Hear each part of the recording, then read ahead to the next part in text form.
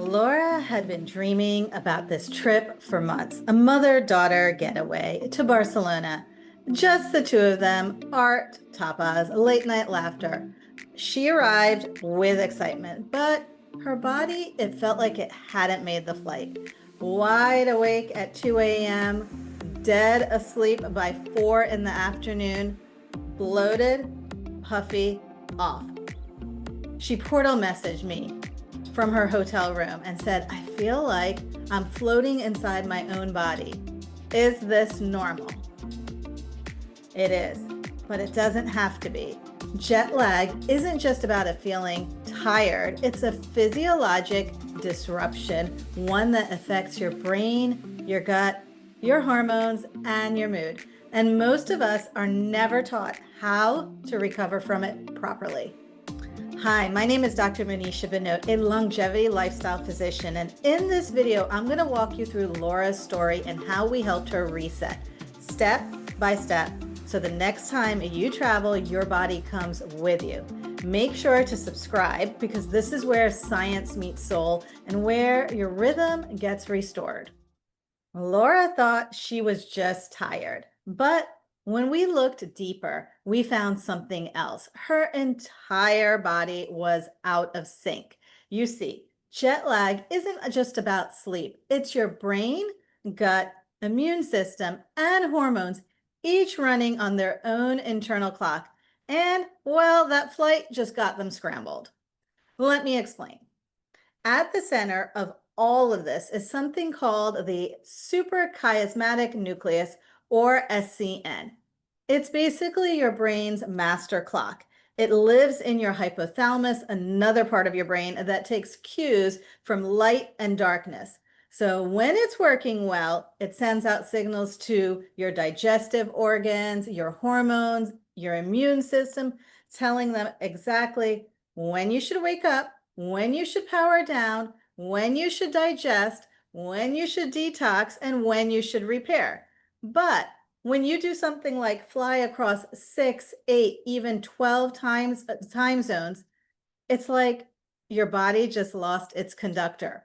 The orchestra is playing, but it's out of tune. So let's get back to Laura.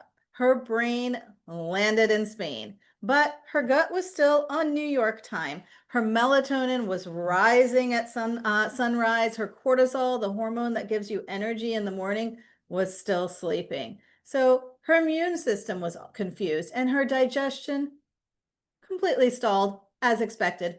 She wasn't malfunctioning. She was really misaligned. And here's something I tell my patients. Jet lag is cellular timing. It's a cellular timing issue. Your mitochondria, your microbiome, your hormones, they're all waiting for a signal. And the signal is, where are we in time? And if you don't send the signal intentionally to your body will stay in limbo. And that's why even when you rest or eat healthy food, your body still doesn't feel right.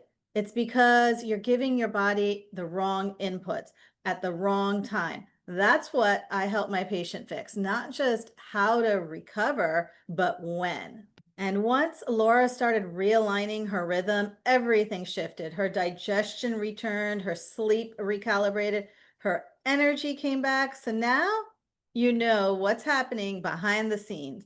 Let's move into how we can reset this jet lag ritual by ritual.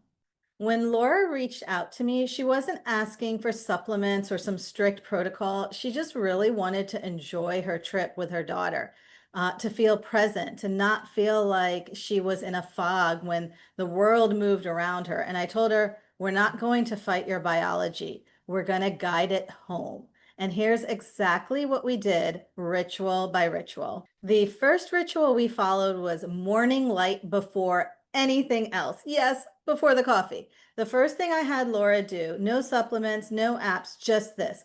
Go outside as soon as you wake up. She texted me from the sidewalk near her hotel. It was cloudy. She hadn't even brushed her teeth yet. But 10 minutes later, she messaged again saying, my head feels clearer. My eyes aren't so heavy. That's really the power of morning light. It hits the optic nerve. It tells your brain's master clock, this is morning, and your entire system begins recalibrating. Melatonin production slows down. We only really want that late in the evening, but cortisol rises. And yes, cortisol can be good because it's going to gently give you energy. Your immune system will realign with the day. So, this is what I want you to do on your next trip. Step outside within 60 minutes of waking. Cloudy or not, no sunglasses, no hat, just let the light in, even if it's for 10 minutes, and that can shift your rhythm. As you know, I love my cell care tips. So, the cell care science behind this is that clinical studies have shown that morning light therapy can shift your circadian rhythms by up to 3 hours in just a few days. And sunlight is more effective than artificial light boxes. So, use the sunlight. Now, ritual number 2 I gave her was magnesium and tea for nighttime reset. That night, Laura could not sleep. She was exhausted, but her mind was still buzzing. Instead of telling her to just try and relax, I gave her a ritual: a warm mug of lemon balm and ashwagandha tea, some magnesium bisglycinate to nourish her nervous system, and soft candlelight, a journal, and 30 minutes without screen. By the next night, she said, my body feels like it knows it's time to rest now. This wasn't a pill fix, even though there was a supplement involved, but it was really a gentle conversation with her biology. So, what do you want to do here? Maybe consider taking 150 to 300 milligrams of magnesium bisglycinate 60 to 90 minutes before bed. Definitely brewing a calming tea, ashwagandha, lemon balm, reishi even, and unplug, dim the lights, and signal to your system you're safe. Now, we know, according to cell care science, that magnesium helps modulate the HPA axis. If you don't know what that is, definitely go check out the other video on HPA axis. But for now, magnesium can help modulate that stress response. Also, adaptogens that I like lower cortisol and improve sleep onset. So together, what these are doing is creating that parasympathetic readiness for deep rest. Now, we've got ritual number 3, replenish with electrolytes. Laura had been drinking all day, but she still felt drained, no energy. She didn't just need more water, she needed minerals. So we added coconut water to her morning. You can even add a travel size electrolyte packet after your mid morning or mid afternoon walk, and within 24 hours, her fog had lifted. She laughed and said, I didn't realize I was running on a low battery. Here's the thing: dehydration from flying isn't just about thirst, it affects your digestion, energy, immunity, even your mood. So, what we want to do is hydrate intentionally for 24 hours before flying. On the flight, alternate water with coconut water if you can. Um, Also, after landing, use electrolyte powders. Make sure your powder does not have any added sugar. And so my cell care tip here is your mitochondria need sodium, potassium, and magnesium to generate your energy, your ATP. It's basically your cellular energy currency. So even mild imbalances will affect your circadian recovery. And ritual number 4 is eat on local time. Laura's first flight meal was at 2 a.m. her time, processed, salty, served because the airline said so. She landed feeling heavy, bloated, and nauseous. The next day, we rewrote the script. She skipped the in flight dinner, and when she landed, she waited just until it was morning in Barcelona, then had a warm plant-based meal with digestive tea. Her words: I felt like I gave my gut permission to land. Here's the thing: just because the airplane is giving you food does not mean it's the right time to eat the food. So pay attention to where your final destination is, what the status of your circadian clock is, and if you need to skip your in-flight meals if they don't match your destination clock. So remember, for cell care science, your gut's peripheral clock is regulated by food timing. Eating on destination time accelerates digestive enzyme release, blood sugar balance, and hormone syncing. So pay attention to where your destination is as you begin to decide when to have your meals. Now, ritual number 5 is grounding to actually land. After 2 nights, Laura still felt a little floaty. Her body hadn't caught up yet. I said, "Put your feet on the earth, my friend." She found a nearby park. She took off her shoes, no phone, no photos, just presence.